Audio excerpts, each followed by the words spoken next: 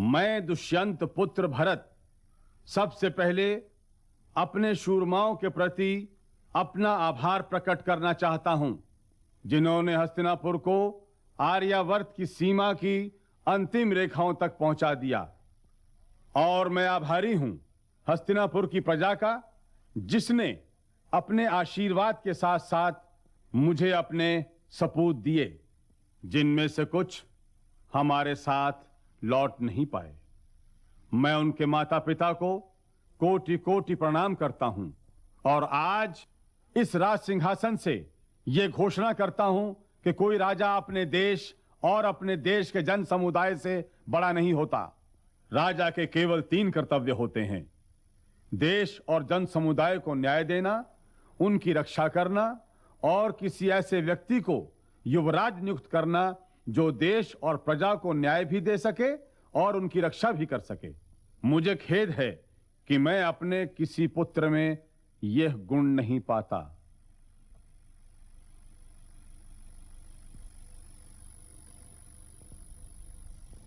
इसलिए मैं भारद्वाज भुमन्यु को अपना पुत्र मानकर उसे युवराज नियुक्त करता हूं।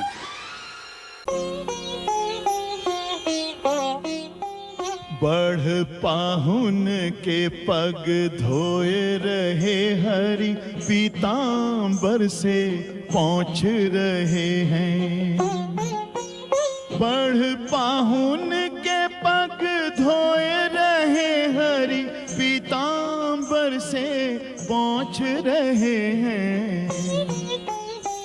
जो हरि चरण बसे ऋषि मन में, वे ऋषि चरण पखार रहे हैं। जो नाथ हैं तीनों ही लोकन के, वे लोकन के अब दास बने हैं। हरि उपकारी करें उपकार, तो पतझर भी मधुमास बने हैं। पतझर भी मधुमास बने हैं। हे संजय, उस असभ्य सूतपुत कर्ण के सामने दुर्योधन से कहना कि यदि उसने इंद्रप्रस्थ नहीं लौटाया तो अपने कपट, अपनी असभ्यता और अपने अहंकार के कारण वो रणभूमि में किसी सूखे हुए वृक्ष की भांति कटकर गिरा हुआ दिखाई देगा। इसलिए हे संजय, उस मूर्ख को समझाना कि शांति के मार्ग पर चलना सीखे। महादेव की सौगंध, जब मेरे वाणों की वर्षा होगी तो अग्नि बरसेगी और वो अग्नि कुरुसेना और सेनापतियों को यूं जलाकर भस्म कर देगी जैसे ग्रीष्म ऋतु सूखी हुई घास को जलाकर राख कर देती है। राज सारथी, तुम संदेश सुना रहे हो या ज्येष्ठ कुरुपुत्र दुर्योधन को डराने का प्रयत्न कर रहे हो? ज्येष्ठ कुरुपुत्र तो गंगापुत्र भीष्म है युवराज। जानता हूं कुलगुरु कि ज्येष्ठ कुरुपुत्र तो पितामह है। मैं क्षमा चाहता हूं, परंतु यह घोषणा भी करता हूं कि यदि पिताश्री ने किसी को मेरा उत्तर लेकर अर्जुन के पास नहीं भेजा तो मैं स्वयं उपप्लव्य जाकर उसके असभ्य जीभ खींच लूंगा और उसकी प्रतंचा बना लूंगा। धीरज पुत्र, धीरज। धीरज और धैर्य जैसे शब्द मेरे लिए नहीं बने हैं पिताश्री। आप बड़े भाग्यवान हैं राजन कि आपके आमंत्रण पर भारतवर्ष का पूरा सभ्य समाज आपको बधाई देने और आपके राज्याभिषेक में सम्मिलित होने के लिए यहां एकत्रित हुआ है। मैंने अपनी लंबी जीवन यात्रा में ऋषियों का ऐसा समूह कभी नहीं देखा। इनके यहां उपस्थिति ही इस बात को सिद्ध करती है कि इस राज्य में और इस राज्यसभा में सदैव ही ईश्वरी कृपा की वर्षा होती रहेगी। राजन, आपके सारे सगे संबंधी भी यहां आए हुए हैं, तो आदरणीय अतिथियों का सत्कार कीजिए, अलग अलग उनकी पूजा कीजिए। जो आज्ञा। परंतु पहले किसकी पूजा करूं पितामह? जो सर्वश्रेष्ठ हो। तो पहले महर्षि व्यास की पूजा करूं या आपकी? ना ही महर्षि की और न ही मेरी। आज आप धर्म के प्रतिबिंब है राजन। आपकी आंखों को तो यह देख लेना चाहिए था कि इस सभा में ही नहीं पूरे त्रिलोक में ही यदुवंश शिरोमणि वासुदेव श्री कृष्ण के अतिरिक्त किसी और की अग्र पूजा हो ही नहीं सकती। और मैं ये इसलिए नहीं कह रहा हूं कि ये मुझे प्रिय है, ये मैं इसलिए भी नहीं कह रहा हूं कि मैं इनका भक्त हूं। क्या आप ये नहीं देख रहे कि भारतवर्ष के इन जगमगाते मुक्तों के बीच में ये ऐसे प्रतीत हो रहे हैं मानो तारों के झुरमुट में चंद्रमा,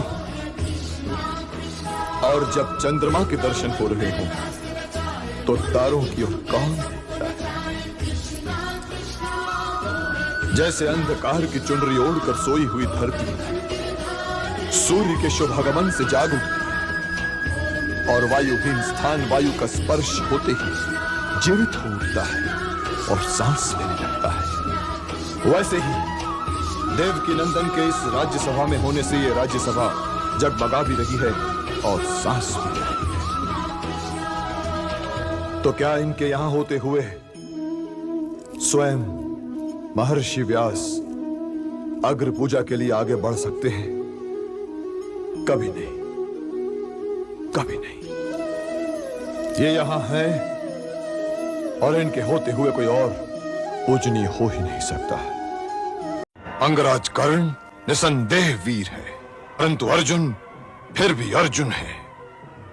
हस्तिनापुर की छाती उसके बाणों को नहीं झेल सकती वत्स, नहीं झेल सकती। हस्तिनापुर की छाती और द्रोण शिष्य अर्जुन के बाणों के बीच यह परशुराम शिष्य कर्ण खड़ा होगा। आदरणीय गंगा पुत्र भीष्म, तुमने अभी अर्जुन के बाणों का स्वाद नहीं चखा है अंगराज। आप आचार्य हैं, आपको अहंकार शोभा नहीं देता, परंतु यदि आप प्रदर्शनी चाहते हैं तो मैं महाराज के चरणों में राज मुकुटों का ढेर लगा सकता हूं, और इसके लिए मुझे दिव्यास्त्रों की आवश्यकता भी नहीं है। वीर युद्ध करते हैं आचार्य, तपस्या नहीं करते। प्रणाम। जीना अच्छी बात है, परंतु जो अपनी आन को बेचकर जीते हैं वह रांगनाओं की भांति उनका कोई आदर नहीं करता। मृत्यु तो एक दिन अवश्य आएगी, परंतु जो कायर होते हैं वो मृत्यु के आने से पहले कई बार मर जाते हैं। जो जीवन के अंतिम दिन तक अपना मस्तक किसी के आगे झुकने न दे, जो वीरों की भांति लड़ते हुए मर जाए, उसके जीने में भी शान है, उसके मरने में भी शान है। तुम मुझे मेरे अहंकार का दंड देना चाहते हो, परंतु मैं अपने अहंकार को नहीं छोड़ सकता। मुझे अपनी शक्तियों पर अहंकार करने का पूर्ण अधिकार है। यह शक्तियां मुझे कोई दान में प्रदान नहीं हुई, मेरी कठोर तपस्या के उपलक्ष्य में कर्म के विधान के अनुसार तुम मुझे वह शक्तियां प्रदान करने के लिए विवश थे। मैंने अपने बाहुबल से वह शक्तियां प्राप्त की हैं, इसलिए मैंने उन पर अहंकार किया है। रावण के सामने आए हो तो शीश झुका कर आओ। मैं वास्तव में कौन हूं, मैं किस कारण से जन्मा हूं, ये मैं कैसे जानूं? ये तो आप जैसा त्रिकालदर्शी ही जान सकता है। मैं तो केवल अपने आप को एक मानव समझता हूं, जो दशरथ का पुत्र है और जिसका नाम राम है। और इस समय मैं अपने पिता की आज्ञा से अपने अनुज लक्ष्मण और पत्नी सीता के साथ 14 वर्ष वन में रहने के लिए आया हूं। मैं किसी ऐसे स्थान पर नहीं रहना चाहता जहां मेरे रहने से किसी तपस्वी या साधक की साधना में विघ्न पड़े। आप विचार करके मुझे कोई ऐसा स्थान बताने की कृपा करें जहां मैं रहकर अपने वनवास के दिन व्यतीत कर। एक राजा ने किसी को वचन दिया कि जो मांगे वो दूंगा, और मांगने वाले ने वो वचन मांगा है जिससे राजा को अपने सबसे प्रिय पुत्र का बलिदान करना पड़ रहा है। यदि वो वचन को तोड़ें तो न केवल अपने सुकृत नष्ट करें, बल्कि संपूर्ण कुल की कीर्ति को कलंक लगा दें। और यदि वो वचन रखें तो वो पुत्र जिसके बिना वो जीवित नहीं रह सकते, उसे वन के कांटे कंकर में धकेल दें 14 वर्ष के लिए। तुम उनकी पीड़ा क्यों नहीं समझते? उनकी अवस्था आज उस घायल शेर की तरह है जो किसी शिकारी के जाल में फंस गया है, और ऐसे असहाय शेर पर तुम अपने तीर चला। क्या आप सत्य को सहन कर पाएंगे? सत्य का घाव अपमान के घाव से तो गहरा नहीं होता ना वासुदेव।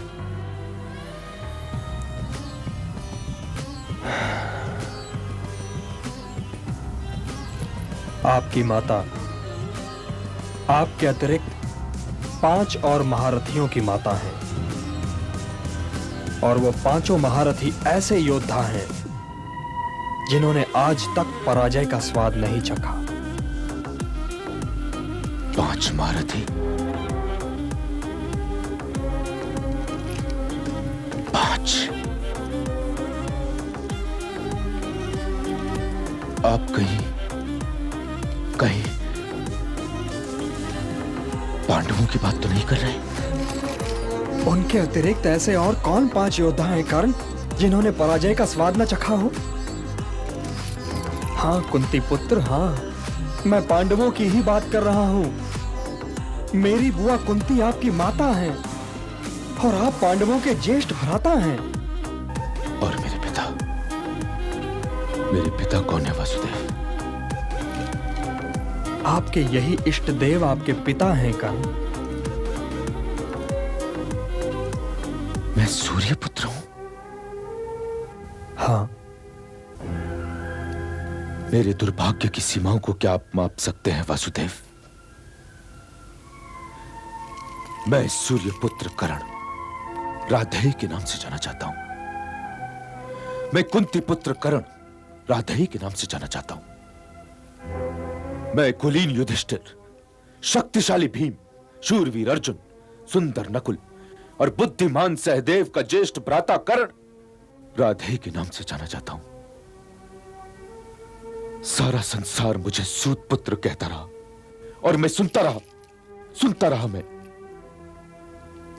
तनिक सोचिए वासुदेव, तनिक सोचिए, तनिक मेरी पीड़ा समझने का प्रयत्न कीजिए और इसका उपचार बताइए। हे देव की नंदन, आप तो ये सब कुछ पहले से जानते रहे होंगे ना, तो फिर आपने मुझे बताया क्यों नहीं? बताया क्यों नहीं वासुदेव, बताया क्यों नहीं? और आज मुझे क्यों बता रहे हैं आप? मैं तो पांडवों के लिए अपनी घृणा की पूंजी लिए जी रहा था और अपने को धनी समझ रहा था। मैं धनी समझ रहा था। आपने मुझे ये सब कुछ बताकर मेरा मानसिक संतुलन क्यों बिगाड़ दिया? मुझसे मेरी घृणा छीनकर मुझे निहत्था क्यों कर दिया? क्यों? आपने ऐसा क्यों किया? अब मैं अपने बाणों की दिशा अर्जुन की ओर कैसे कर पाऊंगा? हे मधुसूदन, आपने तो मुझे युद्ध के आरंभ से पहले ही हरा दिया। आपने ऐसा क्यों किया मधुसूदन, क्यों किया? हे मेरे प्रिय भ्राता कुंती पुत्र कर्ण, मैंने ऐसा इसलिए किया कि मैं ये नहीं चाहता कि ज्येष्ठ पांडु पुत्र अपने अनुजों के विरुद्ध युद्ध करे। सुना नहीं? कृपया अपनी पूंछ हटाइए, पूंछ हटाइए। अरे राम का नाम लो भाई, मुझे विश्राम करने दो।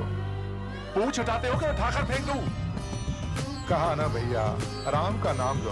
पूंछ हटाते हो कि मैं हटाऊं? हटा दो भैया, हटा दो।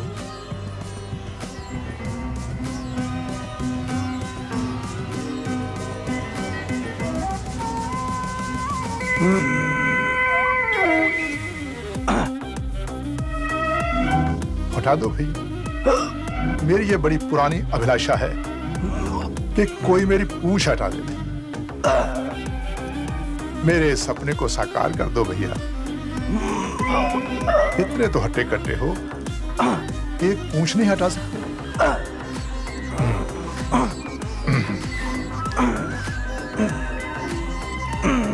हटाओ हटाओ हटाओ। मैं क्षमा चाहता हूं। अरे राम का नाम लो भैया, पूछ लांग कर चले जाओ ना। चला कैसे जाऊं? आप कोई साधारण वानर तो है नहीं। अपना परिचय दीजिए और अपने दर्शन दीजिए। राम का नाम लो कुंती पुत्र। सेवक के दर्शन करके क्या करोगे? स्वामी के दर्शनों की अभिलाषा करो। तो आप श्री राम भक्त पवन पुत्र हनुमान हैं।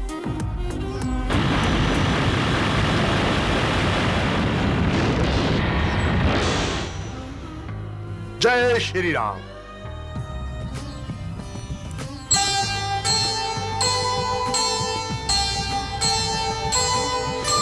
पवन तनय संकट हरन मंगल मूर्ति रूप, राम लखन सीता सहित हृदय बसहु सुरभूप,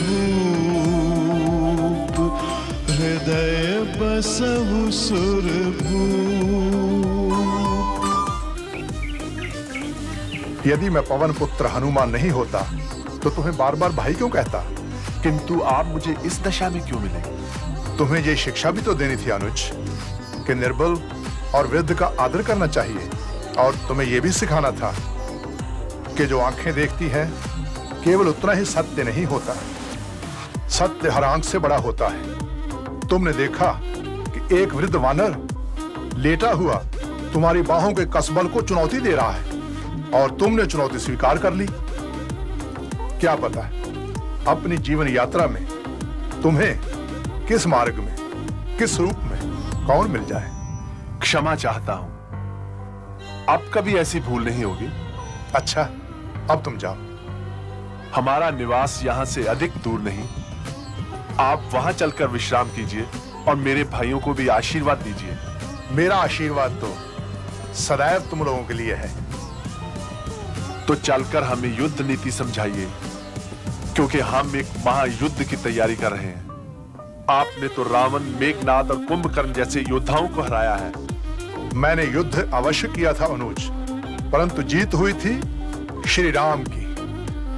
सत्य और असत्य के संग्राम में दोनों ही ओर से लड़ते तो योद्धा ही हैं, परंतु विजय सत्य की होती है और पराजय असत्य की। इसलिए सत्य को पहचानो और उसे दोनों ही हाथों से पकड़े रहो, यही युद्ध नीति है। तो क्या आप सत्य और असत्य के युद्ध में सत्य की ओर से युद्ध नहीं करेंगे? ये युग मेरे युद्ध करने का नहीं, परंतु मेरा आशीर्वाद तुम लोगों के ध्वज के साथ सदैव रहेगा।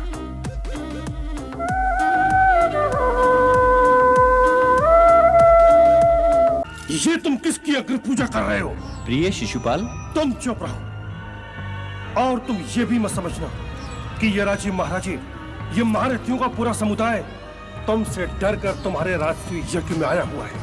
अरे हम तो ये सोच कर आए थे कि धर्म का अर्थ तुम हम सबसे अधिक जानते हो, इसलिए तुम्हें सम्राट बन जाने दें।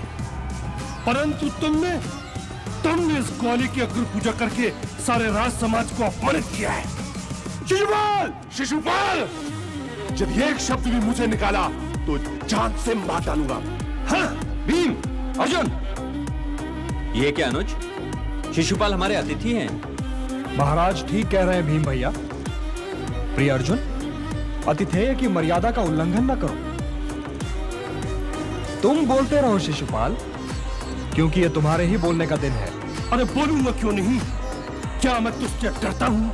अरे मैं तो ये भी नहीं मानता कि तू मेरे मामा वसुदेव का पुत्र है, और तुझको तो ये स्थान ग्रहण करने का अधिकार ही नहीं है, क्योंकि ये स्थान या तो महर्षि व्यास ग्रहण करें या हस्तिनापुर नरेश धृतराष्ट्र। स्वर्गीय महाराज कंस के दास नंद के पुत्र का मुख्य अतिथि के स्थान पर बैठना सारे राज समाज का घोर अपमान है।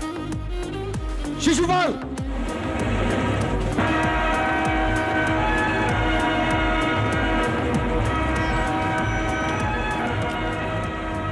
और ये पितामह बन बैठे भीष्म तो सठा गए।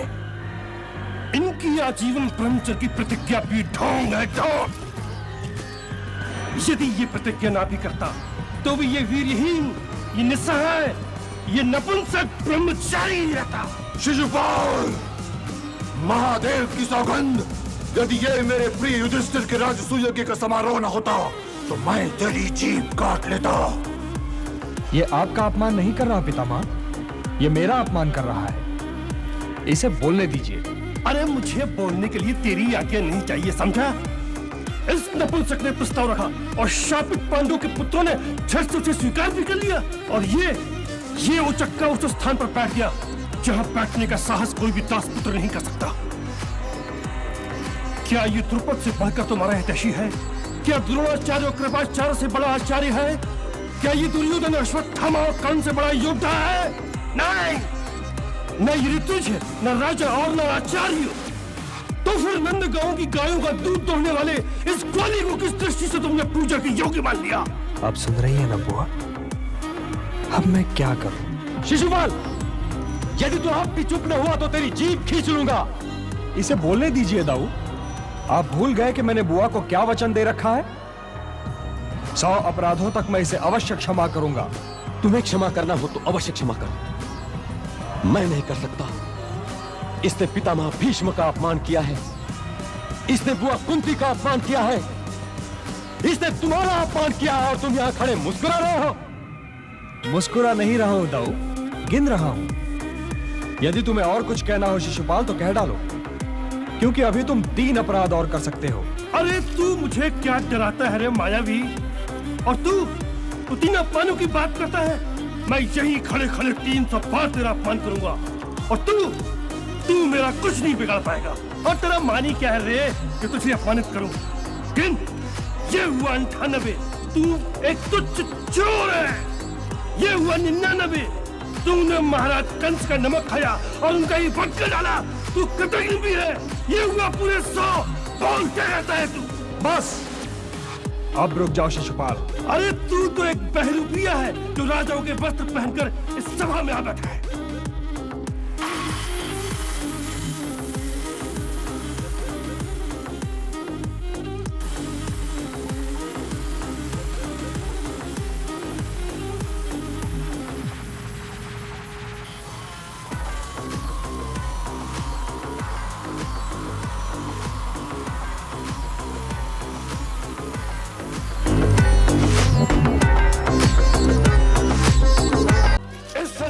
सारे क्षत्रिय सुने, वो क्षत्रिय भी सुने जो अब इस संसार में नहीं है, और वो क्षत्रिय भी सुने जो इस संसार में आने वाले हैं।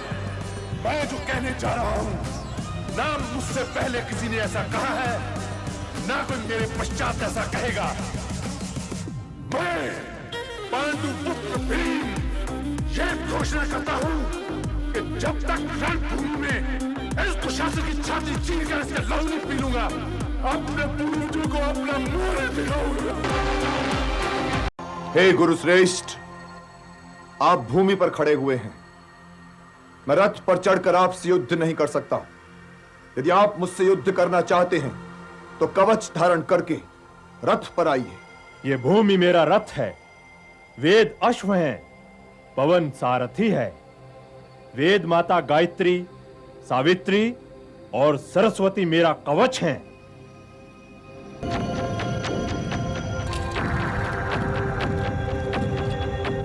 हे गुरु श्रेष्ठ, मुझे अपने साथ युद्ध करने की आज्ञा दीजिए और ये आशीर्वाद दीजिए कि विजय मेरी हो।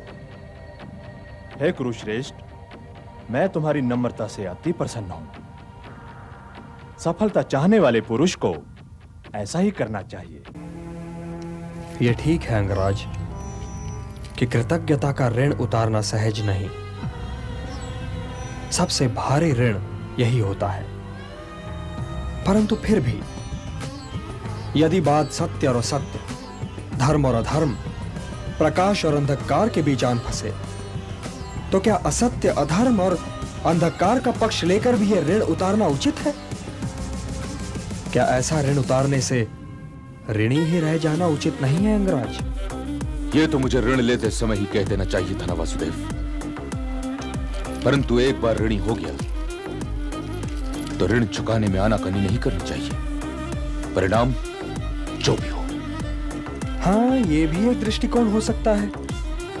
परंतु आप ये क्यों नहीं सोचते अंगराज कि दुर्योधन उस क्रीड़ा में लज्जित हो चुका था, और वो अपने लिए अर्जुन का एक प्रतिद्वंद्वी मोल लेना चाह रहा था। कहीं ऐसा तो नहीं कि उसने अंग देश देकर आपको मोल ले लिया हो? हे वासुदेव, यदि उसने मुझे मोल भी ले लिया हो, तब भी अपने को बेचा तो स्वयं मैंने ही था ना। वासुदेव, मुझे यह शांति प्रस्ताव स्वीकार नहीं है। सोच तो लेते पुत्र। इसमें सोचना क्या है पितामह? पर्ण के अनुसार उन्हें 12 बरस के वनवास को स्वीकार कर लेना चाहिए था, और वे राज मांग रहे हैं। अपनी नाद की आंच को धीमी करो दुर्योधन, धीमी करो। जैसे कुल्हाड़ी वृक्ष को काटकर गिरा देती है, वैसे ही व्यक्ति का कपट कुल्हाड़ी बनकर स्वयं उसे काट डालता है। और ये भी देखो वत्स, वासुदेव मित्र की भाषा बोल रहे हैं। और मित्र की भाषा ये कह रही थी कि मैं अपना आधा राज उन्हें दे दूं। जो कुछ भी वासुदेव ने कहा वही धर्म है। इंद्रप्रस्थ तो मैं कभी नहीं दूंगा कुलगुरु। हाँ, यदि वासुदेव के पास कोई और प्रस्ताव हो तो मैं उस पर विचार कर सकता हूं। आप लोग दुर्योधन के शुभचिंतक हैं, इन्हें समझाइए, क्योंकि भरत वंश के भविष्य को इस नासमझ योद्धा की महत्वाकांक्षा पर बलि नहीं चढ़ाया जा सकता। और यदि प्रस्ताव ही का प्रश्न है युवराज, तो मेरे पास एक और प्रस्ताव भी है। यदि दुर्योधन इंद्रप्रस्थ रखना चाहे महाराज, तो अवश्य रख लें। मैं पांडवों की ओर से 5 गांव मांग रहा हूं। अविस्थल, वरकास्थल, मकांदी, वारणावत और एक और कोई गांव। केवल 5 गांव। हे नरेश, यदि आप ये 5 गांव भी दे दें तो पांडव उन्हें पाकर संतुष्ट हो जाएंगे। 5 गांव? और वो भी उन पांडवों को? मैं उन पांडवों को सुई की नोक जितनी भूमि भी नहीं दूंगा। हे दुर्योधन, अपनी माता श्री शिव भक्तिनी गांधारी को अपने शव पर विलाप करने के लिए क्यों आमंत्रित कर रहे हो? वासुदेव, यदि तुम दूत न रहे होते तो तुम्हारी ये कहने पर दुर्योधन। इन्हें बोलने दीजिए पितामह, बोलने दीजिए। यदि मैं दूत न होता तो क्या कर लेते युवराज? यूं मेरी माता श्री की बात करने पर मैं तुम्हारी जीभ खींच लेता और तुम्हें बंदी बनाकर कारागृह में डाल देता। राजदूत को बंदी बनाओगे युवराज? उस अतिथि को बंदी बनाओगे जिसके स्वागत के लिए कुरुश्रेष्ठ गंगापुत्र भीष्म और आचार्य श्रेष्ठ द्रोण और कृप गए थे? हे अहंकारी दुर्योधन, यदि हमें बंदी बना सकते हो तो अवश्य प्रयत्न करके देख लो। सैनिक, इस ग्वाले को बंदी बना लो।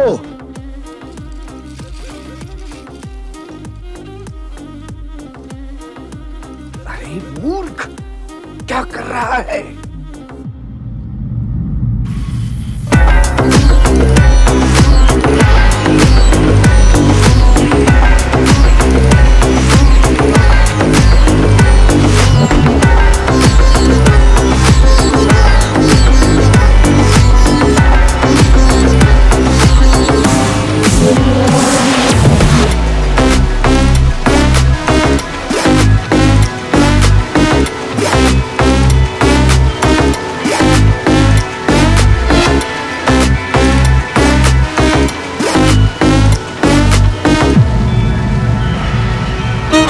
कृपया आप मुझे पिता महाराज के विषय में कुछ बताएं। वे मेरी पुत्री सत्यवती से विवाह करना चाहती। तो फिर रुकावट क्या है? क्या पिता महाराज का हृदय और हस्तिनापुर का राजमहल आपको देवी सत्यवती के लिए छोटा दिखाई दे रहा है? ये आपने क्या कह दिया गंगापुत्र? तो फिर बस एक रुकावट है गंगापुत्र। और वो रुकावट है क्या? सत्यवती की भाग्य रेखा कहती है कि उसका पुत्र राज करेगा, और यही एक वचन महाराज ने नहीं दिया। वे ये वचन दे ही नहीं सकते थे दाशराज। मैं समझा नहीं कुमार। उन्हें तो ये वचन देने का अधिकार ही नहीं था दाशराज। राजा को वचन देने का अधिकार नहीं कि उसके बाद राजा कौन होगा? अधिकार है, परंतु पिता महाराज उस अधिकार का प्रयोग कर चुके हैं। कोई राजा एक ही वस्तु या पदवी को 2 व्यक्तियों को तो नहीं दे सकता ना दाशराज। आपने पिता महाराज के धर्म संकट को समझने का प्रयत्न ही नहीं किया। तो आप समझा दीजिए। हस्तिनापुर का राज सिंहासन वो मुझे दे चुके। वो राज सिंहासन उनके बाद मेरा होने वाला है, और मेरे रहते हुए वे राज सिंहासन किसी और को दे दें, ये तो असंभव होगा ना दाशराज, ये तो घोर अन्याय हो जाएगा। हाँ, मैं यदि चाहूं तो वो राज सिंहासन किसी को दे सकता हूं। इसलिए मैं आपको यह वचन देता हूं कि हस्तिनापुर का राज सिंहासन देवी सत्यवती और पिता महाराज के ज्येष्ठ पुत्र को ही मिलेगा। आप धन्य है गंगा पुत्र, और आपके चरणों की धूली पाकर मेरा घर भी धन्य हो गया। धन्य है वो देश जिसमें आप जैसा महापुरुष और आदर्श पुत्र जन्मा। अपने पिता की प्रसन्नता का दाम अपने भाग्य से चुकाना हर व्यक्ति के बस की बात है। नहीं दाशराज, नहीं। जो हो रहा है वो भाग्य रेखा के अनुसार ही हो रहा है। यदि हस्तिनापुर की राजगद्दी मेरे भाग्य में होती तो देवी सत्यवती की भाग्य रेखा उसका विरोध क्यों करती? भाग्य रेखाएं कभी एक दूसरे को नहीं काटती दाशराज। इसलिए मैं देवी सत्यवती की भाग्य रेखा को प्रणाम करता हूं। और अब यदि आप आज्ञा दें तो मैं उन्हें अपने साथ ले जाऊं। परंतु गंगा पुत्र, अब ये कौन सा परंतु है दाशराज जिसने सर्प के समान फट काट लिया? जिस प्रकार महाराज को आपकी ओर से कोई वचन देने का अधिकार नहीं था, उसी प्रकार आपको भी अपने वंशज की ओर से कोई वचन देने का अधिकार नहीं है। यदि आपकी संतान ने हस्तिनापुर के राज सिंहासन पर अधिकार का प्रश्न उठाया तो उसका परिणाम क्या होगा गंगा पुत्र?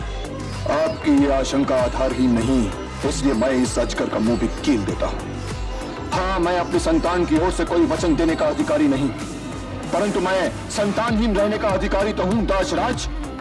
इसलिए मैं गंगा पुत्र देवव्रत चारों दिशाओं, धरती और आकाश को साक्षी मानकर आज ये प्रतिज्ञा करता हूं कि आजीवन ब्रह्मचारी रहूंगा, जीवन भर विवाह नहीं करूंगा, वंशहीन ही जीऊंगा और वंशहीन ही मरूंगा।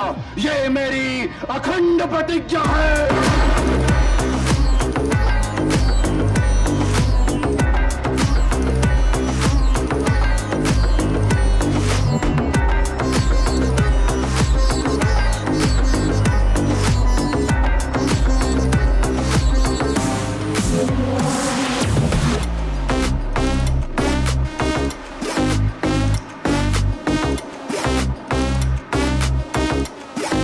तुम्हारे साथ वसुदेव नंदन कृष्ण है, तुम्हारे पास 4 हाथ लंबा गांडीव है, और सब जानते हैं कि आज तुमसे बड़ा कोई योद्धा नहीं। फिर भी मैंने तुम्हारे राज्य का अपहरण किया और तुम रोते बिलखते रह गए। हे दास अर्जुन, जिस दिन द्रौपदी का वस्त्र हरण हो रहा था उस दिन भी तुम्हारा गांडीव तुम्हारे पास था। और भीमसेन से पूछो कि उस दिन उसका बल कहाँ चला गया था। तुम लोग नपुंसक हो, नपुंसक। इसलिए कुरु महावीरों को ललकारने की मूर्खता मत दिखाओ। जहां हो वहीं पड़े रहो। केशव, ये समझ में नहीं आ रहा कि आप कौन सा संदेश लेकर दुर्योधन ने अपने दूत को यहां भेजा है। दुर्योधन की बात समझने योग्य तो होती ही नहीं पार, फिर भी दूत भेजा है तो सुन लेना चाहिए।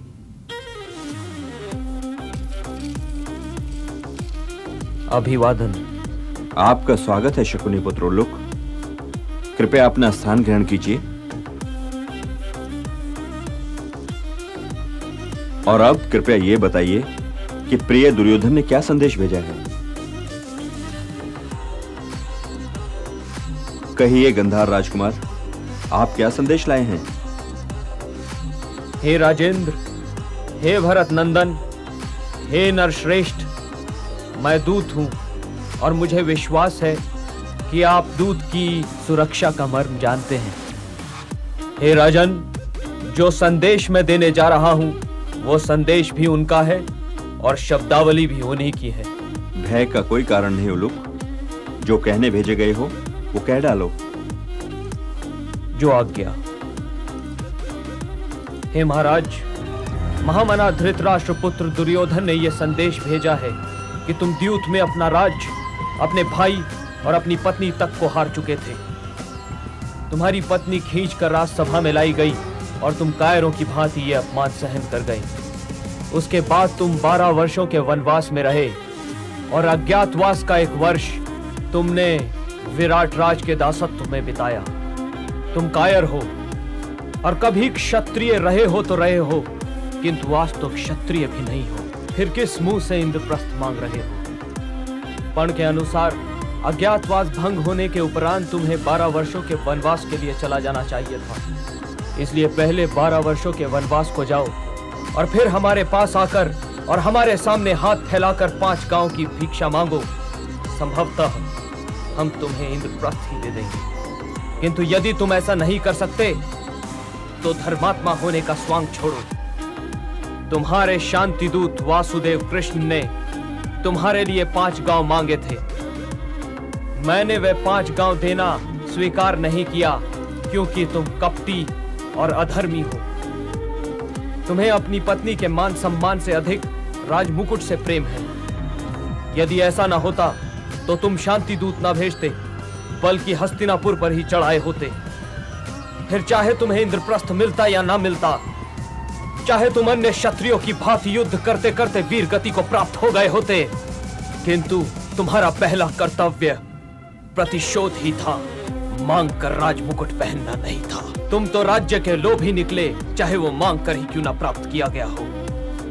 जो व्यक्ति अपनी पत्नी के मान सम्मान की रक्षा नहीं कर सकता, वो क्षत्रिय तो क्या मनुष्य मात्र भी नहीं है। संदेश ये है कि युद्ध को ध्यान से निकाल दो और जिस मायावी श्री कृष्ण की मायावी शक्तियों पर तुम उछल रहे हो, उन शक्तियों का हम पर कोई प्रभाव नहीं होगा, क्योंकि मायावी शक्तियां हमारे पास भी हैं और युद्ध में माया की नहीं बाहुबल की आवश्यकता होती है। हे अल्प बुद्धि मूढ़ युधिष्ठिर, युद्ध को ध्यान से निकाल दे और विराट राज के दासत्व में अपना जीवन व्यतीत कर। और कुंती पुत्र अर्जुन, तुम्हारे लिए यह संदेश है कि जिह्वा नहीं बाण चलाओ। यदि इस जगत में अपनी झूठी प्रशंसा से ही अभिष्ट कार्यों की सिद्धि हो जाती तो सभी सिद्ध काम हो जाते, क्योंकि स्वयं अपनी प्रशंसा करने में भला कौन दरिद्र होगा। तुम्हारे साथ वसुदेव नंदन कृष्ण है, तुम्हारे पास 4 हाथ लंबा गांडीव है और सब जानते हैं कि आज तुमसे बड़ा कोई योद्धा नहीं। फिर भी मैंने तुम्हारे राज्य का अपहरण किया और तुम रोते बिलखते रह गए। मैंने 13 वर्षों तक तुम्हारे राज्य को भोगा है और आगे भी मैं ही तुम्हारे राज्य को भोगूंगा और मेरे पश्चात मेरे पुत्र और फिर मेरे पुत्रों के पुत्र तुम्हारे राज्य को भोगेंगे, क्योंकि यदि युद्ध हुआ तो मैं तुम्हारे भाइयों सहित तुम सबका वध अवश्य करूंगा। हे दास अर्जुन, जिस दिन द्रौपदी का वस्त्र हरण हो रहा था उस दिन भी तुम्हारा गांडीव तुम्हारे पास था। और भीमसेन से पूछो कि उस दिन उसका बल कहां चला गया था। तुम लोग नपुंसक हो, नपुंसक। इसलिए कुरु महावीरों को ललकारने की मूर्खता मत दिखाओ। जहां हो वहीं पड़े रहो।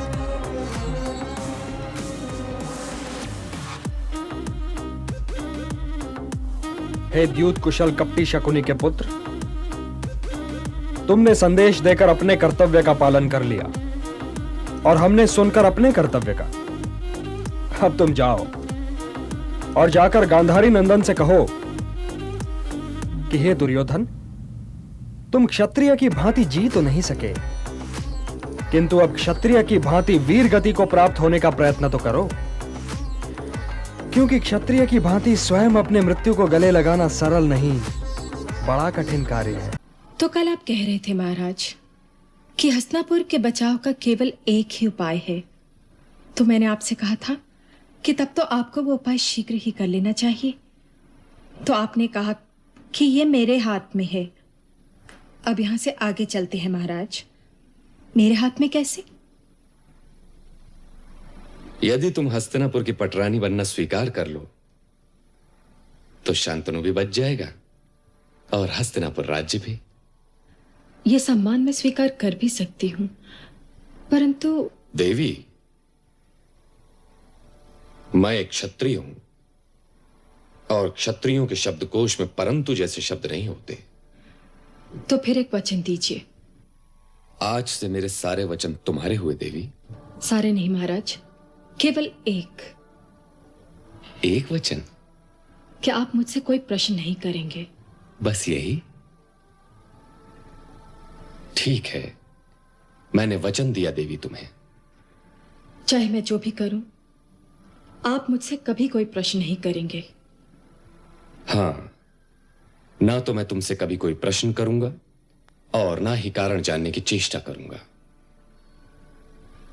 यदि आप ऐसा न कर पाए तो मैं आपके पहले प्रश्न का उत्तर देने के बाद आपके जीवन से सदा के लिए चली जाऊंगी।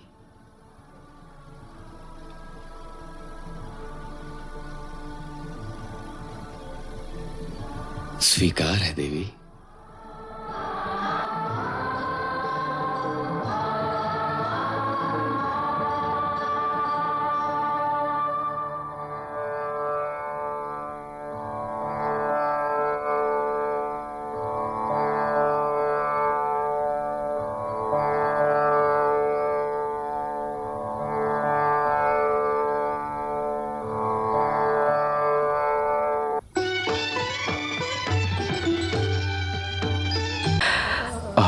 मेरी माता है?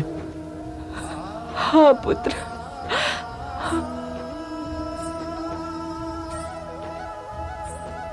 तो मैं इंद्रप्रस्थ की राजमाता को सादर प्रणाम करता हूं। पुत्र। मुझे पुत्र न कहिए। मैं राधा का पुत्र राधा ही हूं, राधा ही। और आप राजमाता कुंती हैं, पांडवों जैसे महारथियों की माता। ये कैसे आश्चर्य की बात है कि राजमाता कुंती सूत पुत्र कर्ण के पास कुछ मांगने आई है। मांगिए महारानी कुंती, मांगिए। आपकी सेवा करना तो मेरे लिए सौभाग्य की बात है। पुत्र। किंतु पुत्र कहकर ना मांगिए। क्यों ना मांगू पुत्र कह के? कर्ण तो मेरा पुत्र है, तो मेरा पुत्र। मैं तो तब भी आपका पुत्र था जब आपने मुझे त्याग दिया था, और आज भी आपको मेरे लिए आपकी ममता नहीं लाई होगी मेरे पास। आपका कोई उद्देश्य लाया होगा मेरे पास, आपको आपका कोई स्वार्थ लाया होगा मेरे पास। तू दानवीर कर्ण है, इतना कठोर कैसे हो सकता है? इतना कठोर कैसे हो सकता है पुत्र? ये कठोरता नहीं है माता, ये कठोरता नहीं है। ये तो मेरे हृदय की पीड़ा है, पीड़ा। मेरे भाग की सारी ममता तो आपने उन 3 पुत्रों और माद्री पुत्रों में बांट दी, और आप मुझे कठोर भी कह रहे? इस सूर्य पुत्र कर्ण को संसार सूत पुत्र कहकर अपमानित करता रहा, और आप चुप बैठी रही। और आज आपको अपना त्यागा हुआ पुत्र कैसे याद आ गया? अपने इस त्यागे अभागे पुत्र से क्या चाहिए आपको? जो कुछ मांगना है माता, मांगिए, और शीघ्र ही राजभवन लौट जाइए। कि कहीं कोई आपको इस सूत पुत्र कर्ण के साथ देखकर पूछ न बैठे कि हे महारानी, आप इस सूत पुत्र के पास क्यों आई हैं? क्योंकि आप उस पूछने वाले से यह नहीं कह पाएंगी कि मैं किसी सूत पुत्र के पास नहीं आई हूं, मैं तो अपने पुत्र के पास आई हूं। आपकी जो विवशता उस दिन थी माताश्री, जिस दिन मैंने जन्म लिया था, वही विवशता आज भी है, आज भी।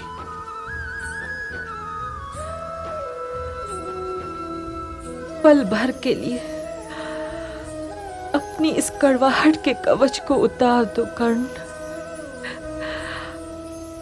और ये सिर मेरी गोदी में रख दो, मेरी गोदी में रख दो पुत्र, ताकि मैं तुम्हारा सिर सहला सकूं पुत्र। कर्ण मेरे पुत्र। ये राधे का सिर है राजमाता, ये सूत पुत्र राधे का सिर है। यह आपकी गोद की योग्य नहीं है।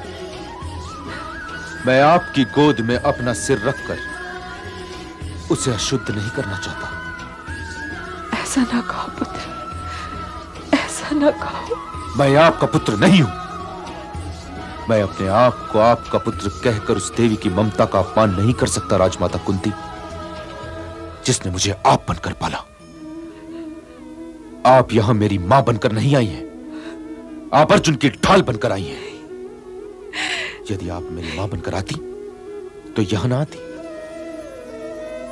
महात्मा विदुर के निवास स्थान से आप अपने रथ पर बैठती और अपने सारथी से कहती कि हे सारथी, मुझे अपने ज्येष्ठ पुत्र कर्ण के घर ले चलो। वहां रथ से उतरकर आप द्वारपाल को आदेश देती कि जाओ और जाकर करण से कहो कि उसकी माता उसका माथा चूम कर उसे आशीर्वाद देने आई। किंतु आपने ऐसा नहीं किया, क्योंकि आप मुझे कुछ देना ही नहीं चाहती। इसलिए आपने ऐसे समय और ऐसे स्थान का चुनाव किया जबकि आप जानती हैं कि मैं किसी मांगने वाले को रेते हाथ लौटा ही नहीं सकता। आप यहां मुझे अपने पुत्र होने का सम्मान देने नहीं आई, आप मुझसे अर्जुन का जीवन दान मांगने आई हैं। इसलिए ये ममता का मुखौटा उतारिए और जो मांगना है मांगिए। क्या आपने उस दिन रंगभूमि में मेरा कवच और मेरे कुंडल देखकर मुझे पहचान नहीं लिया था? और यदि पहचान लिया था तो जब भीम और अर्जुन मुझे सूत पुत्र कह रहे थे तो आपने उन्हें टोका क्यों नहीं? आपने उनसे यह क्यों नहीं कहा कि वे राधे के विषय में ऐसी असभ्य बातें न कहें, क्योंकि ये तो राधे है ही नहीं।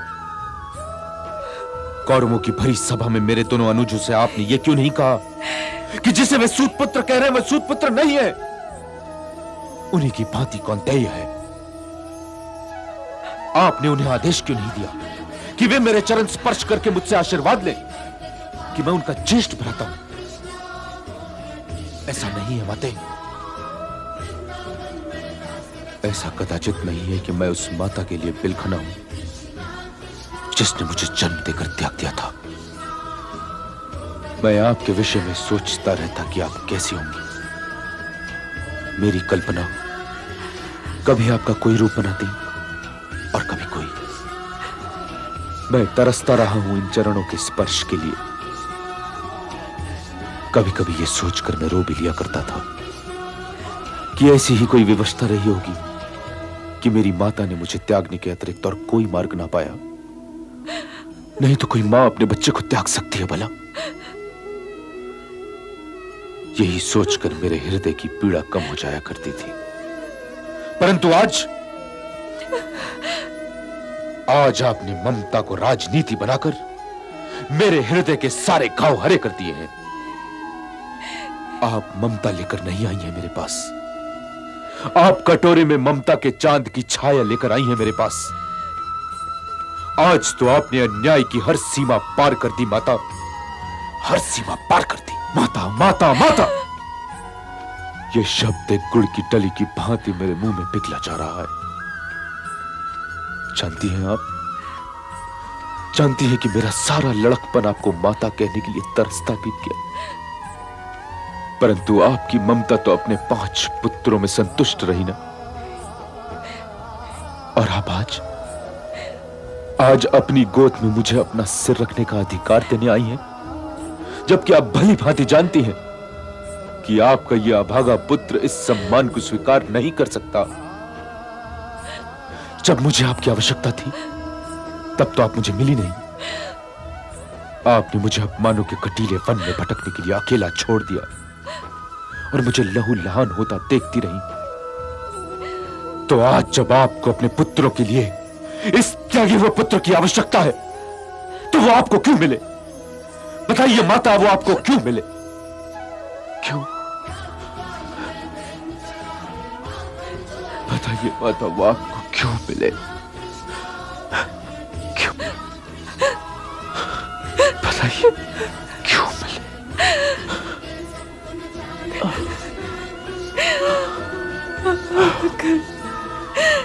कर्ण मेरे पुत्र, कर्ण।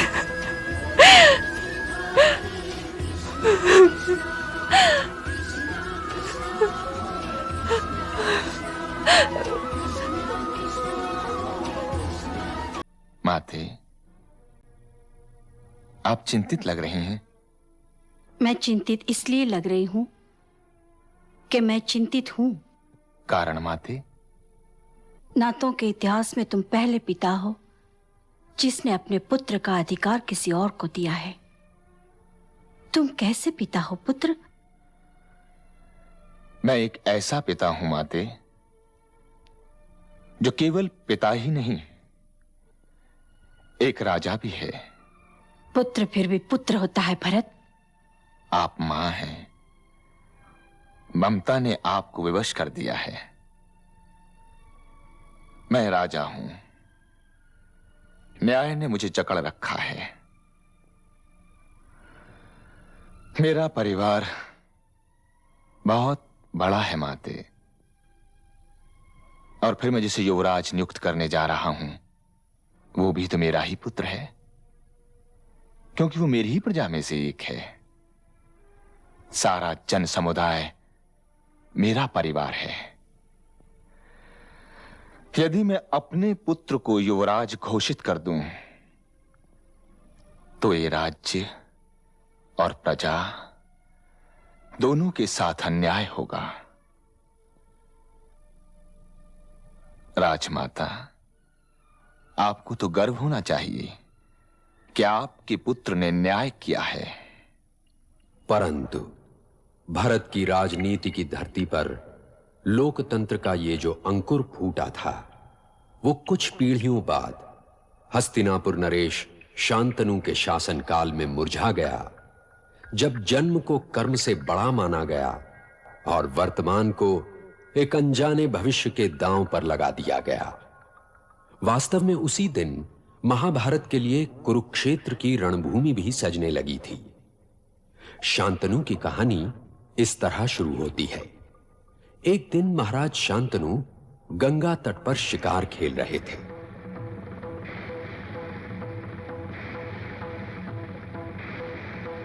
चंद्रमा अस्त होने वाले हैं आर्यपुत्र, और सूर्य उदय होने वाले हैं। आप चुपचाप बैठे क्या देखे जा रहे हैं? हम वो क्षितिज देख रहे हैं जहां चंद्रमा अस्त हुए और जहां से सूर्य उदय होने वाले हैं। तुम्हारी आंखें, हमारा वर्तमान यहीं पर अस्त हुआ और हमारा भविष्य यहीं से उदय होगा। जीवन में आज पहली बार ये जी चाह रहा है कि हम कवि क्यों ना हुए। हम तो केवल खांडों, वाणों और रणभूमि की भाषा ही सीखते रहे। यदि हमने श्रृंगार की भाषा भी सीखी होती तो हम तुम्हें बताते प्रिय कि तुम्हारी आंखें कितनी गहरी हैं। होंठ जैसे कचनार और ठाक के वन में आ गए। हमें संभालो गंगे, हमें तैरना नहीं आता। हमें नैनों क्या था, सागर में डूबते जा रहे हैं। और आश्चर्य की बात तो यह है कि डूबना हमें अच्छा लग रहा है। हम उबरना नहीं चाहते, हम उबरना नहीं चाहते।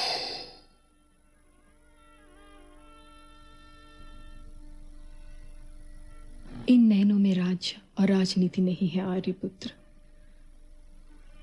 लोग कहेंगे गंगा ने हस्तिनापुर से उनका राजा छीन लिया। अभी हम राज्य और राजनीति के विषय में सोचना भी नहीं चाहते प्रिय। क्यों आर्यपुत्र? क्योंकि हम गंगा स्नान कर रहे हैं।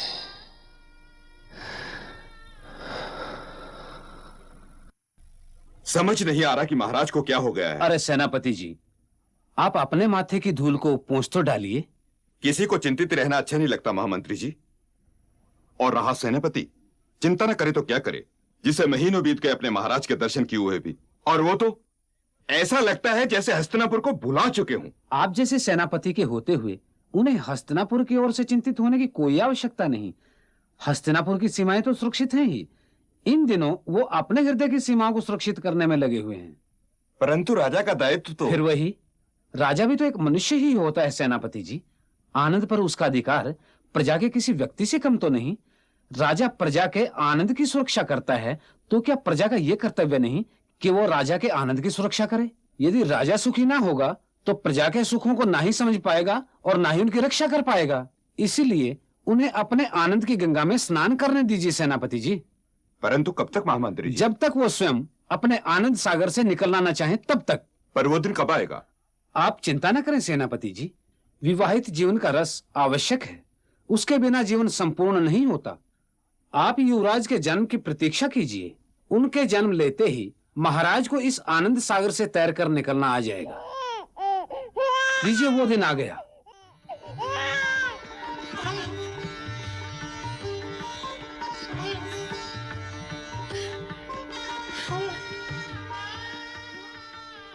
महाराज, महाराज की जय हो। राजकुमार के जन्म पर बधाई हो महाराज।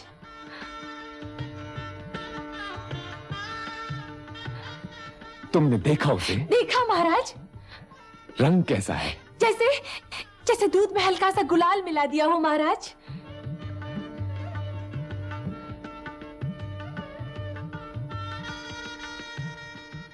आंखें कैसी हैं उसकी? बिल्कुल चंद्रवंशी राजकुमारों जैसी महाराज।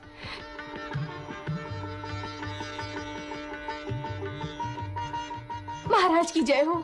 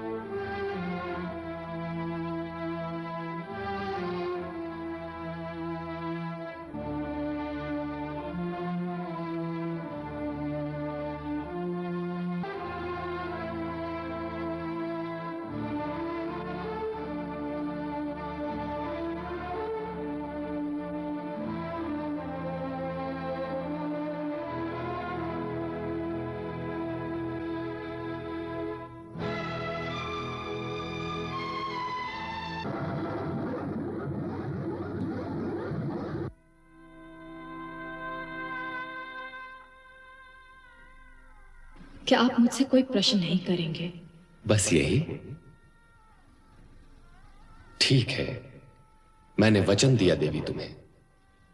चाहे मैं जो भी करूं, आप मुझसे कभी कोई प्रश्न नहीं करेंगे। हाँ, ना तो मैं तुमसे कभी कोई प्रश्न करूंगा और ना ही कारण जानने की चेष्टा करूंगा।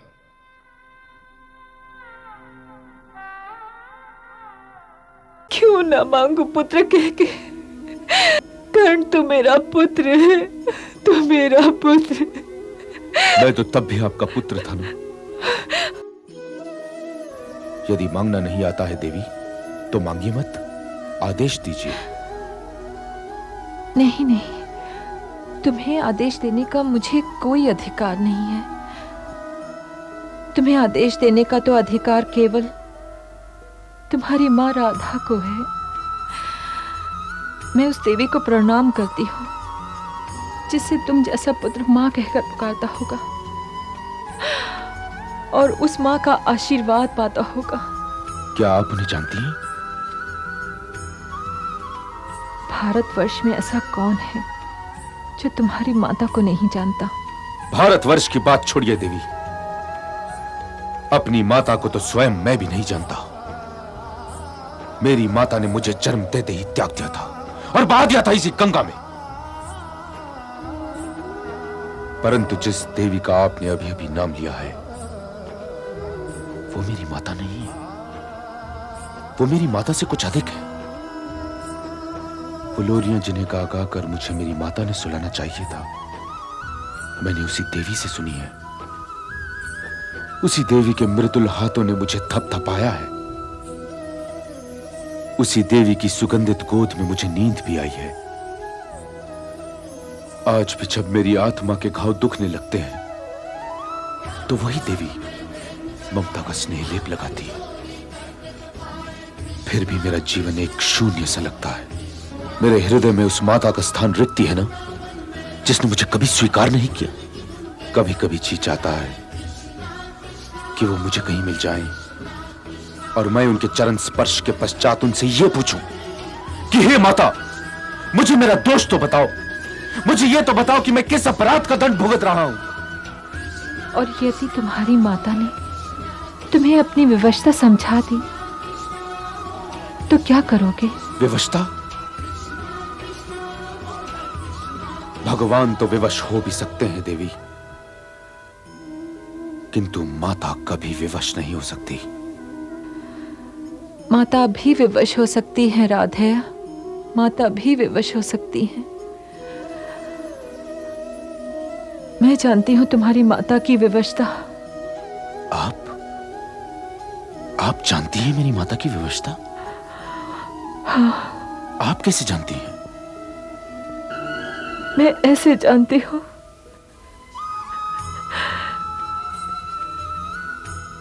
मैं ऐसे जानती हूँ कि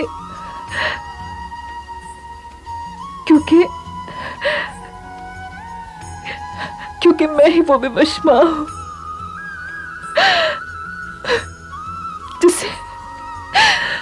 जिसे अपना पहला पुत्र त्यागना पड़ा था।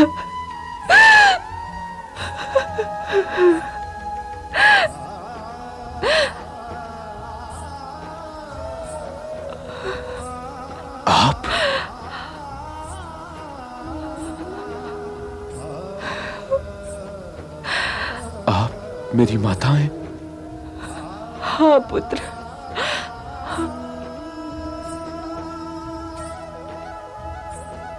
तो मैं इंद्रप्रस्थ की राजमाता को सादर प्रणाम करता हूं। पुत्र। मुझे पुत्र न कहिए, मैं राधा का पुत्र राधा ही हूं, राधा ही। और आप राजमाता कुंती हैं, पांडवों जैसे महारथियों की माता। यह कैसे आश्चर्य की बात है कि राजमाता कुंती इस सूत पुत्र कर्ण के पास कुछ मांगने आई है। मांगिए महारानी कुंती, मांगिए।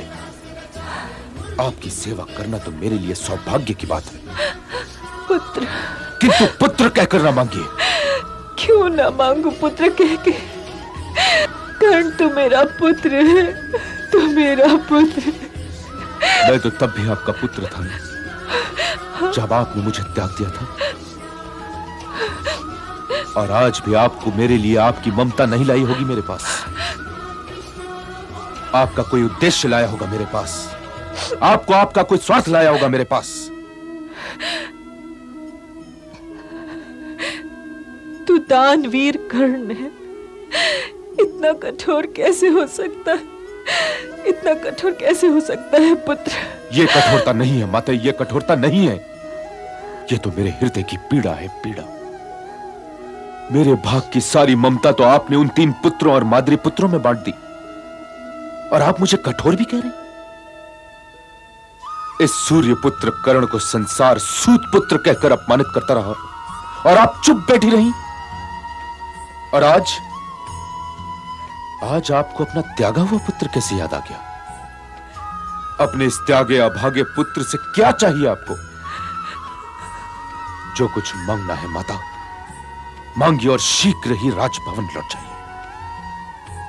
कि कहीं कोई आपको इस सूत पुत्र कर्ण के साथ देखकर पूछ न बैठे कि हे महारानी, आप इस सूत पुत्र के पास क्यों आई हैं? क्योंकि आप उस पूछने वाले से यह नहीं कह पाएंगी कि मैं किसी सूत पुत्र के पास नहीं आई हूं, मैं तो अपने पुत्र के पास आई हूं। आपकी जो विवशता उस दिन थी माताश्री, जिस दिन मैंने जन्म लिया था, वही विवशता आज भी है, आज भी।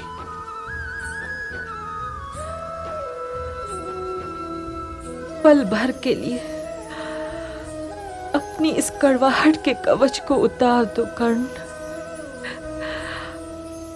और ये सिर मेरी गोदी में रख दो, मेरी गोदी में रख दो पुत्र, ताकि मैं तुम्हारा सिर सहला सकूं पुत्र। कर्ण मेरे पुत्र। ये राधे का सिर है राजमाता, ये सूत पुत्र राधे का सिर है। यह आपकी गोद की योग्य नहीं है। मैं आपकी गोद में अपना सिर रखकर उसे अशुद्ध नहीं करना चाहता। ऐसा ना कहो पुत्र, ऐसा ना कहो। मैं आपका पुत्र नहीं हूं। मैं अपने आप को आपका पुत्र कहकर उस देवी की ममता का अपमान नहीं कर सकता राजमाता कुंती, जिसने मुझे आप बनकर पाला। आप यहां मेरी मां बनकर नहीं आई हैं, आप अर्जुन की ढाल बनकर आई हैं। यदि आप मेरी मां बनकर आती तो यहां ना आती। महात्मा विदुर के निवास स्थान से आप अपने रथ पर बैठती और अपने सारथी से कहती कि हे सारथी, मुझे अपने ज्येष्ठ पुत्र कर्ण के घर ले चलो। वहां रथ से उतरकर आप द्वारपाल को आदेश देती कि जाओ और जाकर कर्ण से कहो कि उसकी माता उसका माथा चूम कर उसे आशीर्वाद देने आई। किंतु आपने ऐसा नहीं किया, क्योंकि आप मुझे कुछ देना ही नहीं चाहती। इसलिए आपने ऐसे समय और ऐसे स्थान का चुनाव किया जबकि आप जानती हैं कि मैं किसी मांगने वाले को रेते हाथ लौटा ही नहीं सकता। आप यहां मुझे अपने पुत्र होने का सम्मान देने नहीं आई, आप मुझसे अर्जुन का जीवन दान मांगने आई हैं। इसलिए ये ममता का मुखौटा उतारिए और जो मांगना है मांगिए। क्या आपने उस दिन रंगभूमि में मेरा कवच और मेरे कुंडल देखकर मुझे पहचान नहीं लिया था? और यदि पहचान लिया था तो जब भीम और अर्जुन मुझे सूत पुत्र कह रहे थे तो आपने उन्हें टोका क्यों नहीं? आपने उनसे यह क्यों नहीं कहा कि वे राधे के विषय में ऐसी असभ्य बातें न कहें, क्योंकि ये तो राधे है ही नहीं। कौरवों की भरी सभा में मेरे दोनों अनुजों से आपने यह क्यों नहीं कहा कि जिसे वे सूत पुत्र कह रहे हैं वह सूत पुत्र नहीं है, उन्हीं की भांति कौन्तेय है? आपने उन्हें आदेश क्यों नहीं दिया कि वे मेरे चरण स्पर्श करके मुझसे आशीर्वाद लें कि मैं उनका ज्येष्ठ भ्राता हूं? ऐसा नहीं है माते, ऐसा कदाचित नहीं है कि मैं उस माता के लिए बिलखना हूं जिसने मुझे जन्म देकर त्याग दिया था। मैं आपके विषय में सोचता रहता कि आप कैसी होंगी। मेरी कल्पना कभी आपका कोई रूप बनाती और कभी कोई। मैं तरसता रहा हूं इन चरणों के स्पर्श के लिए। कभी कभी यह सोचकर मैं रो भी लिया करता था कि ऐसी ही कोई व्यवस्था रही होगी कि मेरी माता ने मुझे त्यागने के अतिरिक्त और कोई मार्ग ना पाया। नहीं तो कोई मां अपने बच्चे को त्याग सकती है भला? यही सोचकर मेरे हृदय की पीड़ा कम हो जाया करती थी। परंतु आज आपने ममता को राजनीति बनाकर मेरे हृदय के सारे घाव हरे कर दिए हैं। आप ममता लेकर नहीं आई हैं मेरे पास, आप कटोरे में ममता के चांद की छाया लेकर आई हैं मेरे पास। आज तो आपने अन्याय की हर सीमा पार कर दी माता, हर सीमा पार कर दी। माता माता माता, यह शब्द एक गुड़ की टली की भांति मेरे मुंह में पिघला जा रहा है। जानती हैं आप, जानती हैं कि मेरा सारा लड़कपन आपको माता कहने के लिए तरसता बीत गया। परंतु आपकी ममता तो अपने 5 पुत्रों में संतुष्ट रही ना। और आप आज अपनी गोद में मुझे अपना सिर रखने का अधिकार देने आई हैं, जबकि आप भली भांति जानती हैं कि आपका यह अभागा पुत्र इस सम्मान को स्वीकार नहीं कर सकता। जब मुझे आपकी आवश्यकता थी तब तो आप मुझे मिली नहीं। आपने मुझे अपमानों के कटीले वन में भटकने के लिए अकेला छोड़ दिया और मुझे लहू लहान होता देखती रही। तो आज जब आपको अपने पुत्रों के लिए इस त्यागे हुए पुत्र की आवश्यकता है तो वो आपको क्यों मिले? बताइए माता, वो आपको क्यों मिले? क्यों? बताइए माता, वो आपको क्यों मिले? क्यों? बताइए क्यों मिले?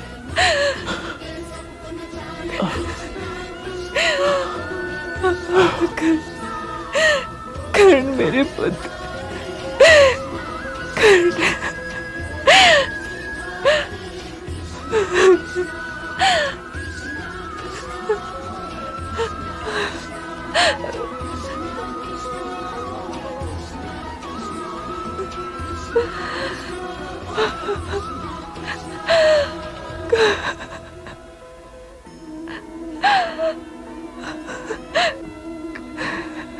आपके आंसुओं की गंगा में स्नान करके मैं तो धन्य हो गया माता, धन्य हो गया।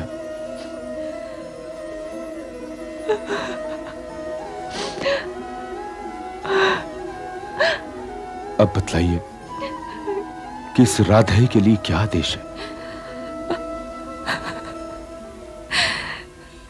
नहीं कर्ण, तुम राधे नहीं, तुम कौन्तेय हो पुत्र, कौन्तेय, मेरे ज्येष्ठ पुत्र। और तुम्हारी माता होना मेरे लिए गर्व की बात है। मैं संसार से कहूंगी कि मैं 5 नहीं, मैं 6 महारथियों की जननी हूं पुत्र। अब ये कहने से क्या होगा माते? कृपया मुझे राधे ही रहने दीजिए। ये राधे कुछ लोगों का ऋणी है माते, और राधे स्वयं अपने ऋण उतारेगा। इसलिए ये बताइए कि आप मुझसे क्या मांगने आई थी?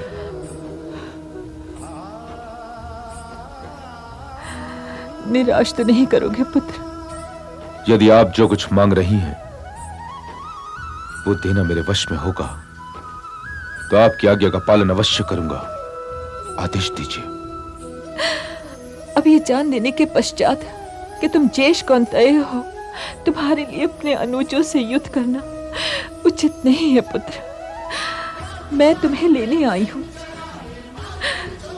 अपने अनुजों के पास चलो, वो तुम्हें सिर आंखों पर बिठाएंगे और तुम इस संसार पर राज करोगे पुत्र। 2 दिनों में ये दूसरी बार है कि मुझे संसार पर राज करने के लिए आमंत्रित किया जा रहा है। कल यही उत्कोच वासुदेव देना चाह रहे थे, और आज यही उत्कोच देने का प्रयत्न आप कर रही हैं। नहीं कर्ण, नहीं, ये उत्कोच नहीं है। ये तुम्हारा अधिकार है पुत्र, तुम्हारा अधिकार। मेरा हृदय मेरी अपनी उदासियों और कड़वाहटों से इतना भरा हुआ है कि अब उसमें किसी और मनोवृत्ति के लिए स्थान ही नहीं बचा। आपकी इस आज्ञा का पालन करना मेरे वश में नहीं है। किंतु क्यों नहीं है तुम्हारे वश में? क्यों नहीं है पुत्र? क्योंकि कौंतेय तो मैं अब बना हूं। समझिए कि मेरा दूसरा जन्म हुआ है। जो मैं कौंतेय बन गया तो इस सूत पुत्र राधे का ऋण कौन उतारेगा माते? जब मेरी माता न थी, जब मेरे अनुज न थे, जब इस संसार में मेरा कोई मित्र न था, तब दुर्योधन ने मुझे मित्र कहा था माते। तो क्या आपके इस पुत्र को यह शोभा देगा कि मैं अपने उस मित्र को त्याग कर अपने अनुजों के शिविर में चला जाऊं? यह आभार का ऋण है माते। मैं इस ऋण को चुकाए बिना तो भूलोक को भी नहीं त्यागना चाहता। वो मेरे भरोसे तो पांडवों से युद्ध करने के लिए तैयार हुआ है। तो क्या मैं उसके पास जाकर उससे यह कहूं कि हे मित्र दुर्योधन, पांडव तो मेरे अनुज निकले, तुम कोई और मित्र ढूंढ लो। मेरे सिर पर गुरु परशुराम और एक ब्राह्मण का शाप तो है ही। इंद्रदेव आकर मेरा कवच और मेरा कुंडल मांग ले गए, और अब वासुदेव और आप दोनों ने मुझे निहत्था कर दिया। हे माते, फिर भी मैं दुर्योधन के पक्ष में युद्ध करने के लिए कदाचित उतना ही विवश हूं जितनी विवश आप मुझे त्यागने के लिए थी। परंतु हे माते, आप मुझसे कुछ मांगने आई थी और मैं आपको दे नहीं पाया, इसलिए मैं आपसे क्षमा चाहता हूं। किंतु मैं आपको रीते हाथ नहीं जाने दूंगा। आप 5 पुत्रों की माता हैं, और ये तो मेरे, आपके और सूर्यदेव के अतिरिक्त कोई नहीं जानता कि आप 6 पुत्रों की माता हैं। तो हे माता, युद्ध का परिणाम जो भी हो, आपके 5 पुत्र जीते अवश्य रहेंगे। यदि मैं वीर गति को प्राप्त हो गया तो अर्जुन बचेगा, और यदि वो वीर गति को प्राप्त हो गया तो मैं रहूंगा। आपके पुत्रों की गिनती नहीं बिगड़ेगी माते, नहीं बिगड़ेगी।